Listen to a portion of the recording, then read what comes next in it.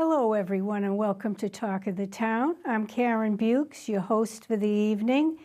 I have a super guest on tonight. The first time I saw him, he had success written all over him. I like his platform, and I'm going to introduce you to him, and I hope you vote for him. Please welcome Michael Condry, candidate for school committee. That's right. Thank you, Karen, for having me. Oh, it's my pleasure, Michael. I saw you. We were at a function together, and I liked what you had to say.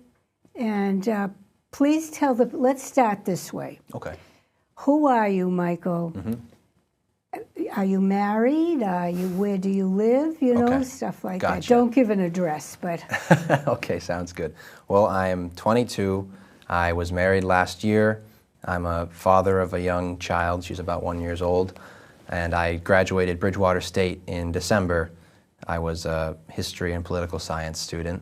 So naturally, I'm inclined to public service, and I like education. So those two things intersected, and school committee, the opportunity arose to run for that. And I thought, this is a great way to start off and to get involved and to contribute. And I have some ideas that I think would be good to voice in the town, and I think that without even considering that, just a young person's perspective alone is useful, and I've just recently been through the public schools, so I have that fresh experience in mind, and I saw many different types of experiences of different types of students, and I interacted with lots of teachers and took many classes, so I think I have a valuable outlook to offer. So do I.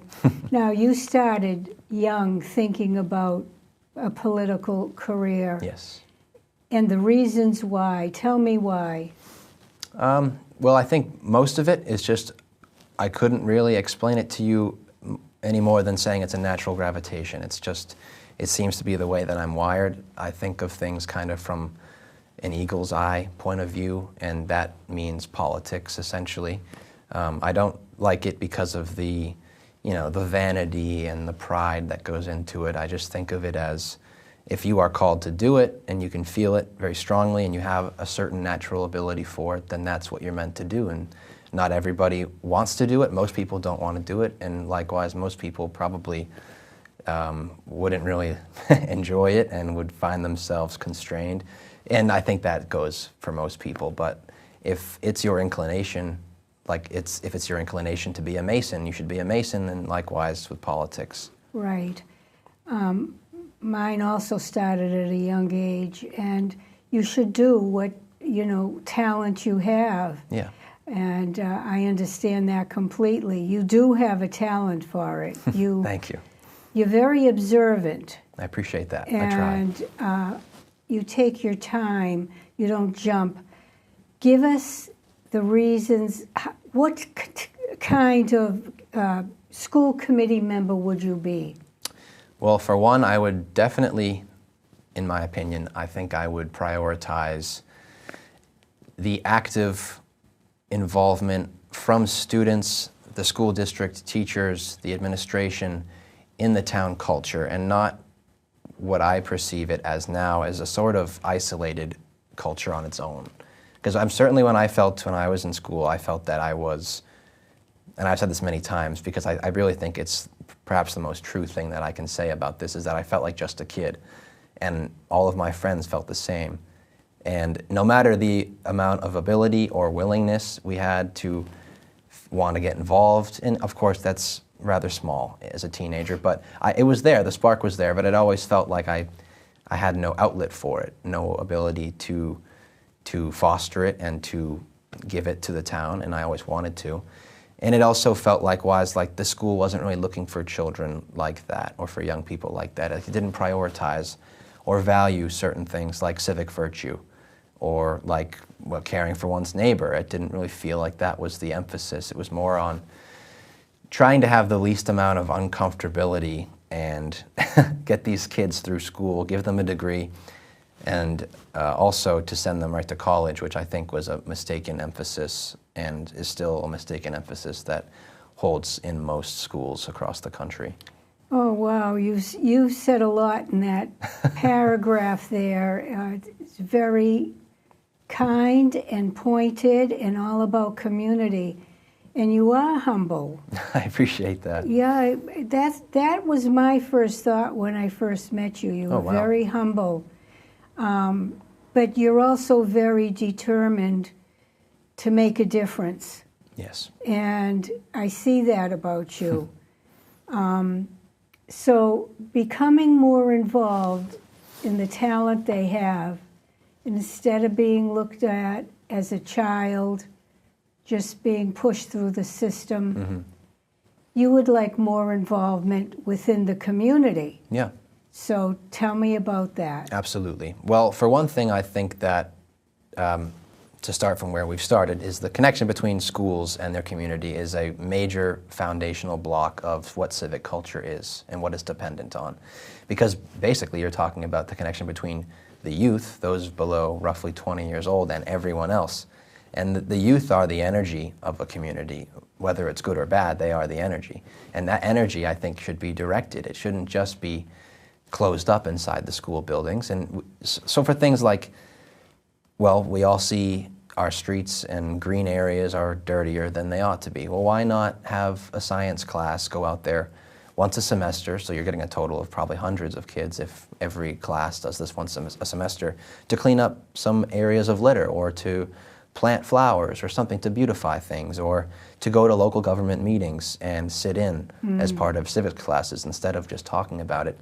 Because I think it's pretty accurate to say that students were more bored in civics class than perhaps anything else, maybe above math. But what was taught in civics? Well, the form and the function of government, the black and the white of it, the rules, the routines. Oh, the structure. Yeah, the structure. That's it? That's really it. It didn't stoke any passion, that's for sure, and it didn't make it sound like it was very important.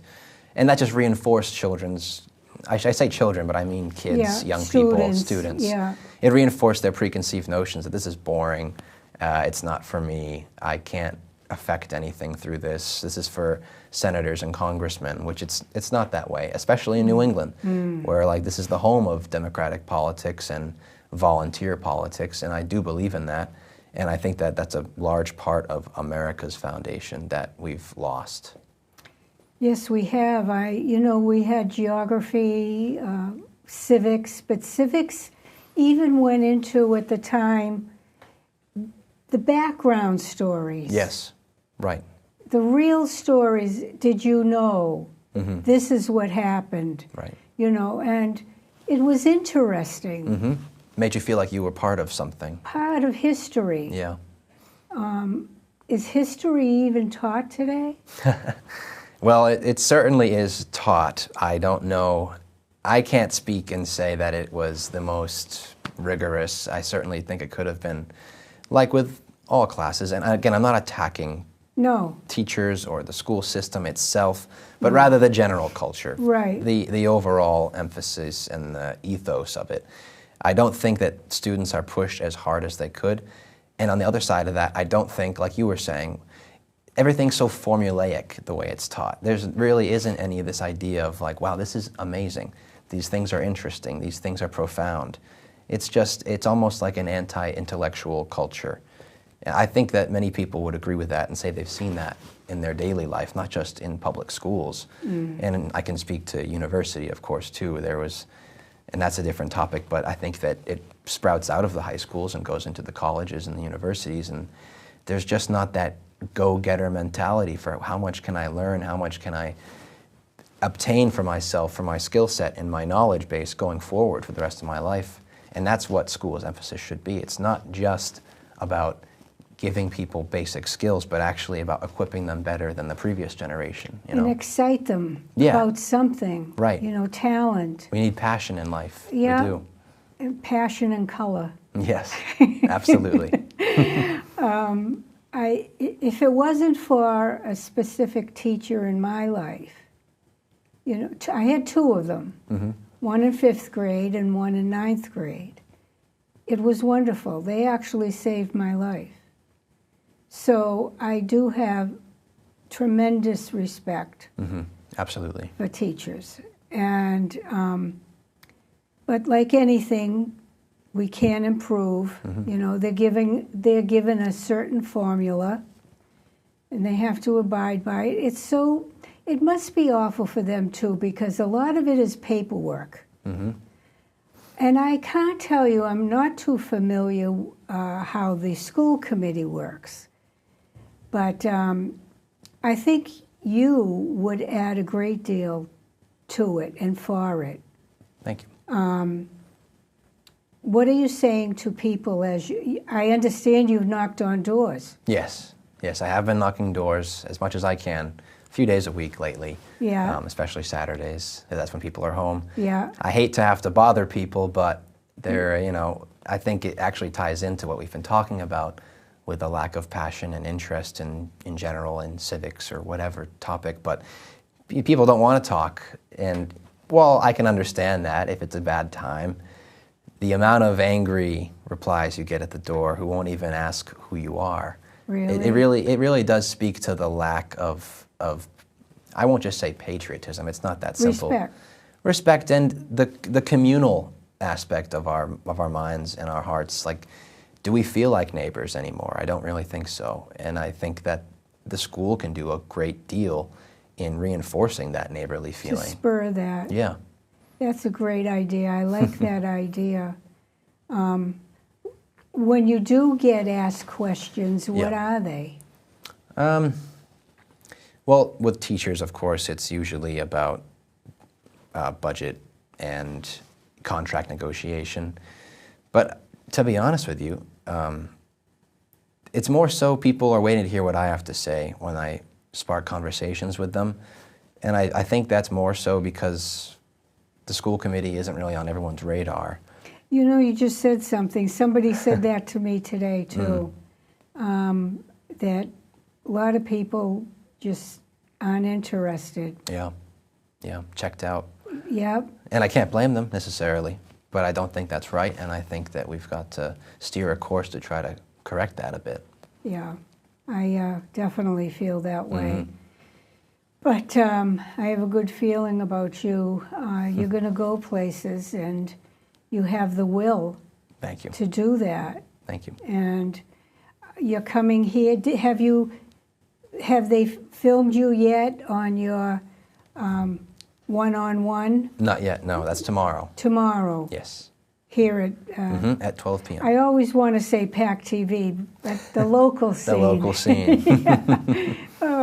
It's 26 years been doing this. It's always been PAC TV to me. But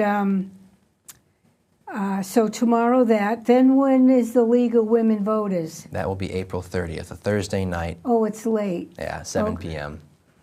And that'll be televised. Yes, it will. And there's something else. Is there another one? There may be a candidate forum being run by New Testament Church in early May, but the details yet to come. Nice for sure. church. Yeah. Yeah, I hear a lot of good things about that church. Yeah, they're community-oriented. Certainly need more of that. Yeah, that's what I miss in the Catholic Church. But it's a good thing when you see young people come out and want to contribute. You know, I think there's more and more of you like that. I've been reading stories about that. Yeah. And a lot of young men are turning to God, which I think is a good thing also. That's definitely, I think they say that Generation Z is starting to attend church at a higher rate than anyone since the Greatest Generation, which is very interesting. Well, that's way back. Yeah. Yeah. So, well, I tell everybody who you are and what you'd like to see happen.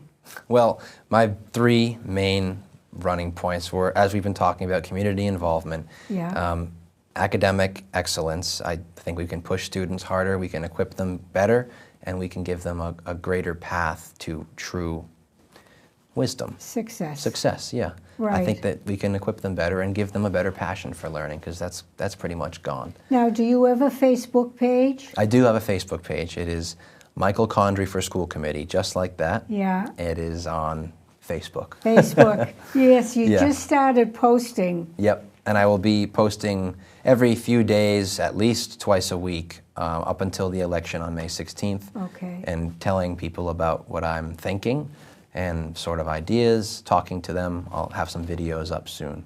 And if people want to sign or to contribute to you, they can reach you through they can. Michael Condry For School Committee on Yep. Facebook. Yes, all my contacts are on there, yes. That's wonderful. Thank you so much, Michael, Thank you, for Karen. coming. Thank and you for I know having we're me. going to be seeing each other more and more. Absolutely. Yes, because you're going to be sticking around. Well, thank you, everybody. I will see you in a couple of weeks.